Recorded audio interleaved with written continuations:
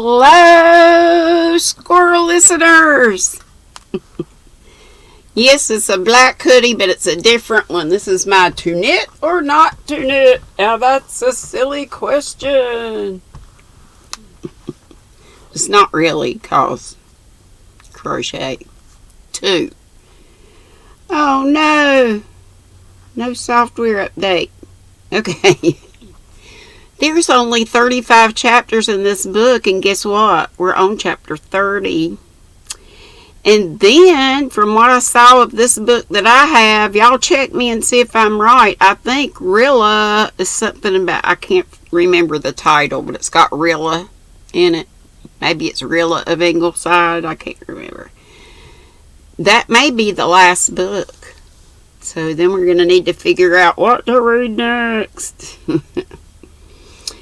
And I hate for the Anne books to be ending. I have really, really, really enjoyed them. I loved the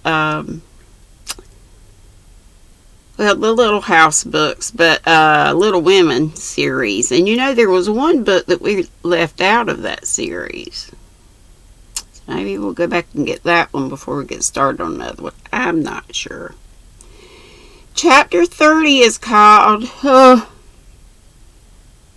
Got the water bottle. The Ghost on the Dyke. Somehow Faith and Carl and Una could not shake off the hold which the story of Henry Warren's ghost had taken upon their imaginations. They had never believed in ghosts. Ghost tales they had heard aplenty.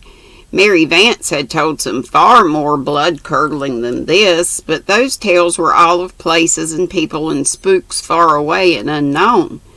After the first half-awful, half-pleasant thrill of awe and terror... Oh my.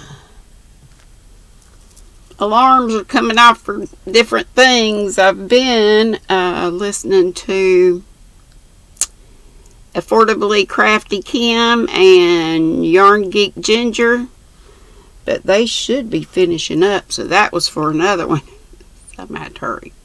Nah, I can't hurry. Where was I? Far away. Half-pleasant thrill of awe and terror. They thought of them no more, but this story came home to them. The Old Bailey garden was almost at their very door, almost in their beloved Rainbow Valley. And they had passed and repassed it constantly. They had hunted for flowers in it. They had made shortcuts through it when they wished to go straight from the village to the valley, but never again. After the night when Mary Vance told them its gruesome tale, they would not have gone through or near it on pain of death. Death. What was death compared to the unearthly possibility of falling into the clutches of Henry Warren's groveling ghost?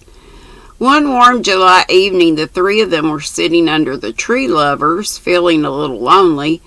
Nobody else had come near the valley that evening. Jim Blythe was away in Charlottetown writing on his entrance examinations. Jerry and Walter Blythe were off for a sail on the harbor with old Captain Crawford. Nan and Di and Rilla and Shirley had gone down the harbor road to visit Kenneth and Persis Ford, who had come with their parents for a flying visit to the little old house of dreams. Nan had asked Faith to go with them, but Faith had declined. She would never have admitted it, but she felt a little secret jealousy of Persis Ford, concerning whose wonderful beauty and city glamour she had heard a great deal. No, she wasn't going to go down there and play second fiddle to anybody. She and Una took their storybooks to Rainbow Valley and read, while Carl investigated bugs along the banks of the brook. And all three were happy until they suddenly realized that it was twilight and that the Old Bailey garden was uncomfortably nearby. Carl came and sat down close to the girls. They all wished they'd gone home a little sooner, but nobody said anything. Great velvety purple clouds heaped up in the west and spread over the valley. There was no wind, and everything was suddenly, strangely, dreadfully still. The marsh was full of thousands of fireflies. Surely some fairy parliament was being convened that night. Although Rainbow Valley was not a canny place just then. Faith looked fearfully up the valley to the Old Bailey garden. Then, if anybody's blood ever did freeze, Faith Meredith certainly froze at that moment. The eyes of Carl and Una followed her entranced gaze, and chills began galloping up and down their spines also. For there, under the big tamarack tree on the tumble-down, grass-grown dike of the Bailey garden, was something white. Shapelessly white in the gathering gloom, the three Merediths sat and gazed as if turned to stone. It's the calf, whispered Una at last. It's too big for the calf, whispered Faith. Sorry, not whispering. Her mouth and lips were so dry she could hardly articulate the words. Suddenly Carl gasped, "It's coming here." The girls gave one last agonized glance. Yes, it was creeping down over the dike as no calf ever did or could creep. Reason fled before sudden overmastering panic. For the moment, every one of the trio was firmly convinced that what they saw was Henry Warren's ghost. Carl sprang to his feet and bolted blindly. With a simultaneous shriek, the girls followed him. Like mad creatures, they tore up the hill, across the road, and into the manse. They had left Aunt Martha sewing in the kitchen. She was not there. They rushed to the study. It was dark and tenantless. As with one impulse, they swung around and made for Ingleside, but not across Rainbow Valley. Down the hill and through the Glen Street they fled on the wings of their wild terror. Carl in the lead, Una bringing up the rear. Nobody tried to stop them, though everybody who saw them wondered what fresh devilment those manse youngsters were up to now. But at the gate of Ingleside they ran into Rosemary West, who had just been in for a moment to return some borrowed books. She saw their ghastly faces and staring eyes. She realized that their poor little souls were wrung with some awful and real fear, whatever its cause. She caught Carl with one arm and Faith with the other. Una stumbled against her and held on desperately. "Children, dear, what has happened?" she said. "What has frightened you?" "Henry Warren's ghost," answered Carl through his chattering teeth. "Henry Warren's ghost?" "No, Henry Warren's ghost?" said amazed Rosemary, who had never heard the story. "Yes," sobbed Faith hysterically. "It's there on the Bailey Dike. We saw it, and it started to chase us." Rosemary herded the three distracted creatures to the Ingleside veranda. Gilbert and Ann were both away, having also gone to the House of Dreams, but Susan appeared in the doorway, gaunt and practical and unghost-like. "What is all this rumpus about?" she inquired. Again the children gasped out their awful tale, while Rosemary held them close to her and soothed them with wordless comfort. "Likely it was an owl," said Susan, unstirred. "An owl?" The Meredith children never had any opinion of Susan's intelligence after that. "It was bigger than 1,000,000 owls," said Carl, sobbing.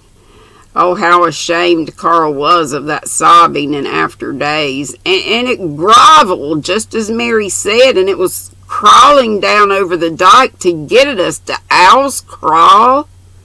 Rosemary looked at Susan. "They must have seen something to frighten them so," she said. "I'll go and see," said Susan coolly. "Now, children, calm yourselves. Whatever you've seen, it was not a ghost. As for poor Henry Warren, I feel sure he would be only too glad to rest quietly in his peaceful grave once he got there. No fear of him venturing back, and that you may tie to. If you can make them see reason, Miss West, I will find out the truth of the matter." Susan departed for Rainbow Valley, valiantly grasping a pitchfork which she found leaning against the back fence where the doctor had been working in his little hayfield. A pitchfork might not be of much use against haints, but it was a comforting sort of weapon. There was nothing to be seen in Rainbow Valley when Susan reached it. No white visitants appeared to be lurking in the shadowy, tangled Old Bailey garden. Susan marched boldly through it and beyond it, and rapped with her pitchfork on the door of the little cottage on the other side where Mrs. Stimson lived with her 2 daughters. Back at Ingleside, Rosemary had succeeded in calming the children. They still sobbed a little from shock, but they were beginning to feel a lurking and salutary suspicion that they had made dreadful geese of themselves. This suspicion became a certainty when Susan finally returned. "I have found out what your ghost was," she said with a grim smile, sitting down on a rocker and fanning herself. "Old Mrs. Stimson has had a pair of factory cotton sheets bleaching in the Bailey garden for a week. She spread them on the dike under the tamarack tree because the grass was clean and short there. This evening, she went out to take them in. She had her knitting in her hands, so she hung the sheets over her shoulders by way of carrying them, and then she must have dropped one of her needles and found it she could not and has not yet, but she went down on her knees and crept about to hunt for it. And she was at that when she heard awful yells down in the valley and saw the 3 children tearing up the hill past her. She thought they had been bit by something, and it gave her poor old heart such a turn that she could not move or speak, but just crouched there till they disappeared. Then she staggered back home, and they have been applying stimulants to her ever since, and her heart is in terrible condition, and she says she will not get over this fright all summer." The Merediths sat crimson with the shame that even Rosemary's understanding sympathy could not remove. They sneaked off home, met Jerry at the manse gate, and made remorseful confession. A session of the Good Conduct Club was arranged for next morning. "Wasn't Miss West sweet to us tonight?" whispered Faith in bed. "Yes," admitted Una. "It is such a pity it changes people so much to be made stepmothers." "I don't believe it does," said Faith loyally. That's all of 31. And we'll read 30. And 31 that we'll read tomorrow is called Carl Does Penance. Gotta figure out what did Carl do. Okay. Hope y'all have a lovely crafty day. And I'll be right here at 3 bells today, 2 hours earlier. That's the way we do it here at the Squirrel Squad on the weekends. So our South African friends, South American too, if we have any, but South African friends, Miss Ursula, Miss Trudy, and y'all help me remember. I know I'm on the reading thing and not the live, but if y'all come to the live, well, Ursula will be there today, but on the weekdays when Miss Ursula and Trudy hasn't said anything, I don't think she has a channel, but y'all help me remember to have the mods run Ursula's link on the weekdays. I hope I can get that night bot set up. Miss Ursula sent me a like a little tutorial of how to get stuff. I'm still trying to figure out how to get stickers on for the members of the Nutty. I'm just blabbing. Excuse me.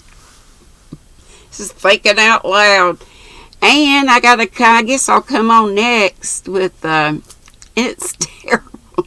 Because I really got nothing to show for my giveaway because I want it to be a surprise. And also, it'll be a surprise to me because I'm not sure what else could be. I gotta get to this room so I can get the stuff. It's awful. Overwhelming. Sorry, I'm just venting. Love to you all. Be sweet. Don't be ugly. See you soon. Bye-bye.